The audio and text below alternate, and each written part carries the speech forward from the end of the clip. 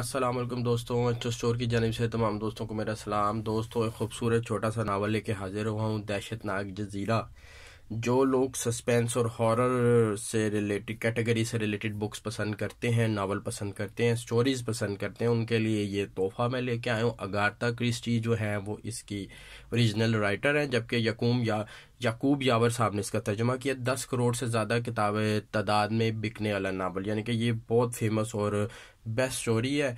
और ये 10 करोड़ से ज़्यादा तादाद में ये पूरी दुनिया में बिक चुका है। अब ये उर्दू तर्जमे के साथ पाकिस्तान में अवेलेबल है। एचओ स्टोर के ऊपर एक्सक्लूसिवली अवेलेबल है, आपको मुनासिब कीमत में मिल जाएगा। किताब को ज़रा देख लेते हैं।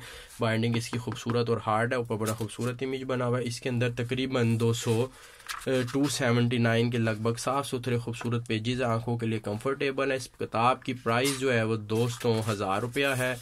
एचओ स्टोर के ऊपर इंशाल्लाह आपको मुनासिब कीमत में किताब मिल जाएगी।